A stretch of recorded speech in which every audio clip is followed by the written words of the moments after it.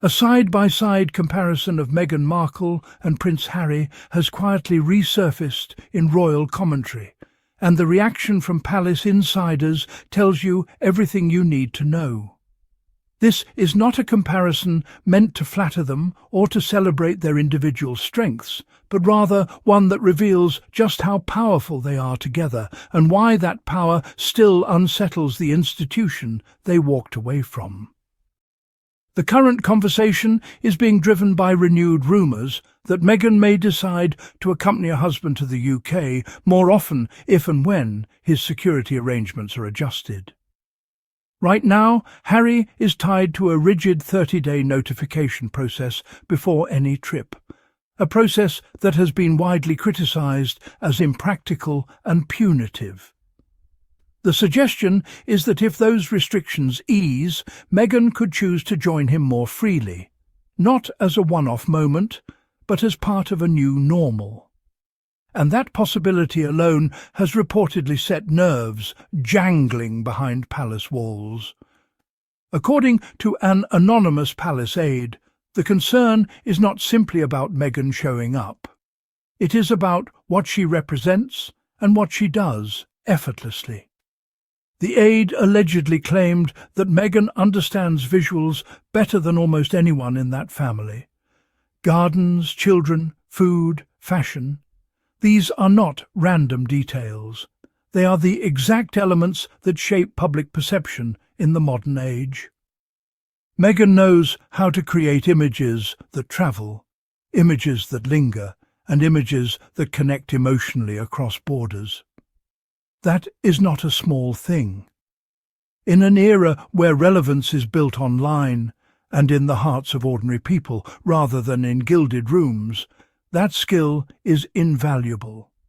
And that is precisely why some within the palace frame it as threatening. Not because it is harmful, but because it is powerful. Calling Meghan dangerous says far more about the fear of being overshadowed than it does about her intentions.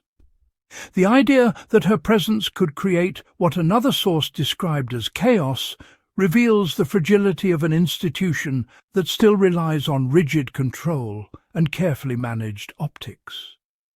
Meghan does not play by those outdated rules. She never has. She brings warmth into sterile spaces.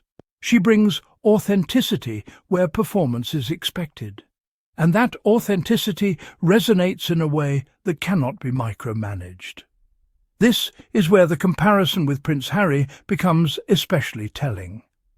Harry, by his own friends' accounts, is driven by a sense of purpose and belonging.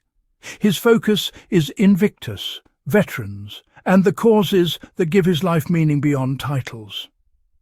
A close pal speaking to Radar Online reportedly explained that for Harry this is about Invictus and belonging, but he knows Meghan's presence amplifies everything for better or worse. That single line says a lot. Harry understands that when Meghan is beside him, the volume is turned up. The attention intensifies, the scrutiny increases, but so does the impact. Together, they are not background figures. They are a focal point. And that is not an accident. It is the result of years of navigating public life with intention, clarity, and a deep understanding of what people respond to. When Harry appears alone in the UK, the coverage tends to be framed around conflict, security disputes, or his relationship with the institution. When Meghan is mentioned, the narrative shifts instantly. It becomes about presence, symbolism, and what her visibility represents. Even the mere mention of Prince Archie or Princess Lilibet is enough to dominate headlines for days. And that is without stage photos or formal appearances. A glimpse of hair, the back of a head, or a fleeting detail is enough to set the media cycle spinning. That level of interest cannot be manufactured. It exists because people care. And that is what truly frustrates the palace. One source allegedly admitted that this is not something the palace can manage easily. That admission is revealing. For decades, the monarchy relied on control, access and hierarchy to shape narratives. Meghan and Harry disrupted that by choosing independence.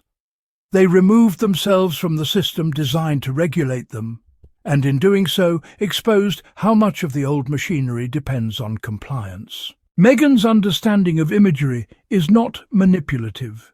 It is modern. She understands that people connect to moments that feel real. A shared laugh with children, a quiet interaction in a garden, a thoughtfully chosen outfit that tells a story rather than screams for attention. These moments travel because they feel human. Compare that to the often stiff and distant imagery traditionally associated with senior royals, and the contrast becomes clear. This is why a joint appearance by Harry and Meghan in the UK would not be viewed as a normal visit.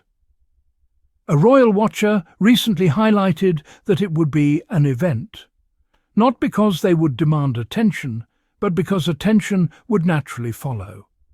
They represent something different, a blend of tradition and progress, duty and choice, love and resilience. And people respond to that because it feels relevant to their own lives. The idea that Buckingham Palace and Kensington Palace are preparing for the full Meghan experience speaks volumes. It suggests an expectation rooted in history. Whenever Meghan steps into a space, the atmosphere changes. Conversations shift, cameras follow, narratives evolve, and that has always been the case. From her earliest appearances as a working royal, Meghan brought a fresh energy that was immediately noticeable. She connected with people directly. She listened. She engaged. She did not hide behind protocol when compassion was required. And rather than being celebrated, those qualities were often framed as problematic. The comparison with Harry underscores how differently they are perceived, despite sharing the same values. Harry is often described as earnest, wounded, and searching for purpose. Meghan is described as strategic, visual, and influential. Together they form a complete picture: heart and mind, purpose and presentation. That balance is what makes them formidable as a couple. It is also why attempts to separate their impact rarely succeed. Harry alone is compelling. Meghan alone is compelling. Together they become a story that cannot be ignored. The fear of chaos is really a fear of losing narrative control. Meghan does not need to say much for her presence to speak volumes. The images alone do the work. And in a media landscape driven by visuals and emotion, that is incredibly effective. What is often overlooked in these anonymous briefings is the human side of the story. Meghan, considering more frequent trips to the UK, would not be about causing disruption. It would be about supporting her husband, about standing beside him as he continues his work and navigates unresolved issues around security and family. The framing of her potential presence as a threat reveals a mindset stuck in opposition rather than understanding. Harry has been clear about his priorities: safety for his family, continuity for Invictus, and a sense of belonging that does not require him to diminish himself or his wife. Meghan's "what we are seeing now" is a slow acknowledgement that their influence did not disappear when they stepped back. If anything, it evolved, it became global, it became more flexible, and it became harder to predict. That unpredictability is what unsettles those who prefer rigid structures. The full Meghan experience is not about chaos. It is about authenticity meeting visibility. It is about a woman who understands how stories are told today and a man who understands why those stories matter. Together they challenge an institution to evolve rather than stagnate. Whether or not Meghan chooses to travel to the UK more frequently in the future, the conversation itself proves one thing: her presence still matters. Their partnership still commands attention. And the side-by-side comparison only highlights what many supporters have always known. Meghan and Harry are not a problem to be managed. They are a force shaped by love, purpose, and an unshakable connection to the people who see themselves reflected in their journey.